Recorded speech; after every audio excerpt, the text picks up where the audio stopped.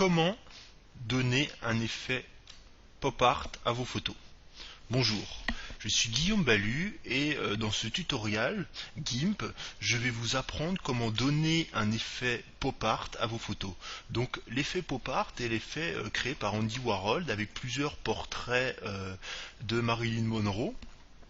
Donc l'effet pop art a pour particularité d'être un effet de photo justement où les couleurs d'une photo sont vraiment très séparées. Nous voyons vraiment les séparations de chaque couleur et de créer dans différentes teintes cet effet.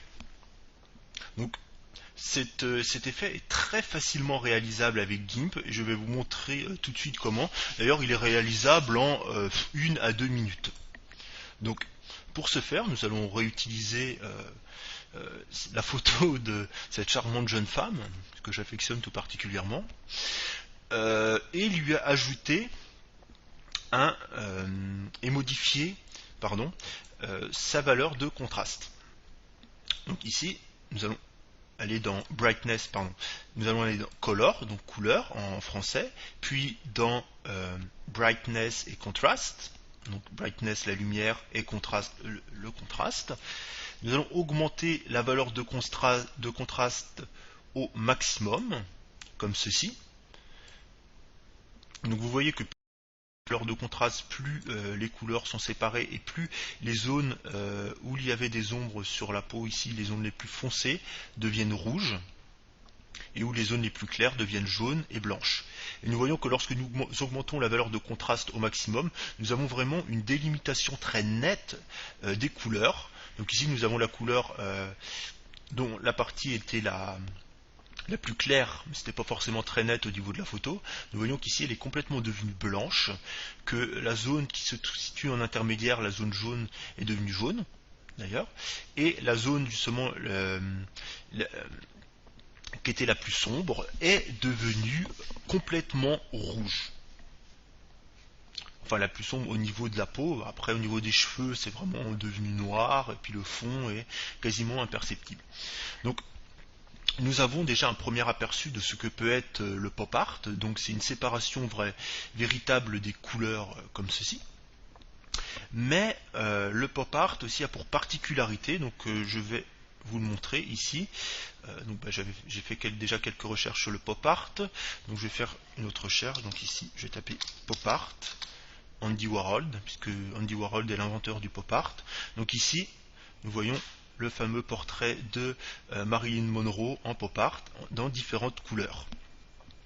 Donc nous allons réaliser cet effet avec GIMP. Donc déjà, nous avons un premier résultat ici. Donc nous voyons bien la séparation entre les couleurs.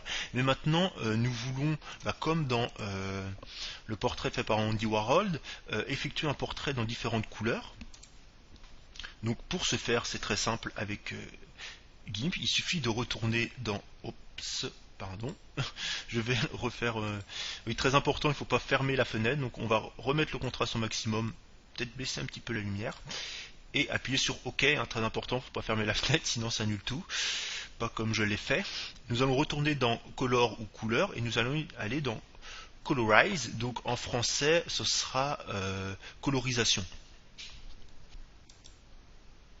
Donc ici nous voyons que lorsque nous ajoutons ce module, le portrait devient en noir et blanc, tout simplement parce que les valeurs ici, la valeur de couleur est mise sur un bleu, enfin un gris, une certaine nuance de gris, et nous voyons que nous pouvons très facilement changer cette couleur en modifiant cette valeur, en la déplaçant de la gauche vers la droite. Ainsi nous pouvons avoir un visage de la couleur que nous voulons.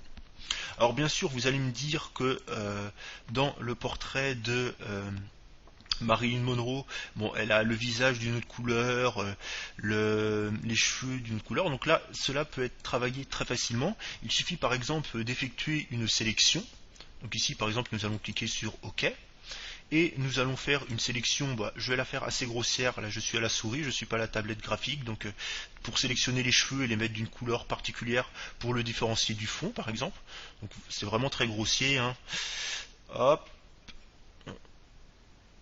voilà, comme cela.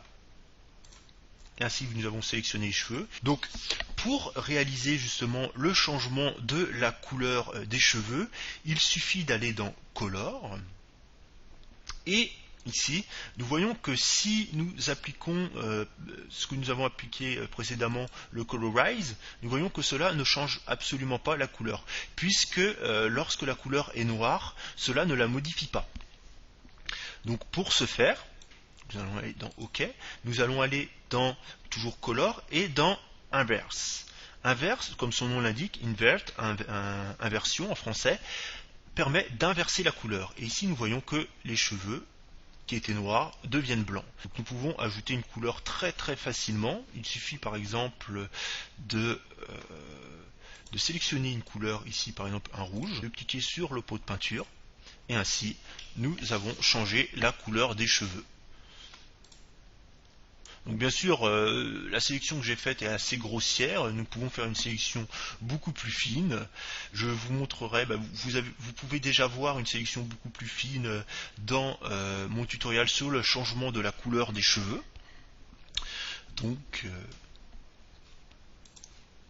après on peut fignoler les détails, changer la couleur du fond. Comme dans le portrait de Marilyn Monroe, on peut vraiment différencier les mèches, agir vraiment en détail sur la photo pour vraiment donner un aspect pop art. Nous pouvons également, pour prendre cette photo là, en faire une deuxième copie, la rajouter à la première pour effectuer justement un tableau avec plusieurs carrés comme ceci. Donc voilà, je vous remercie d'avoir regardé ce tutoriel. N'hésitez pas à laisser un commentaire en dessous de cette vidéo pour me faire part de vos remarques concernant ce tutoriel, et à très bientôt pour un prochain tutoriel.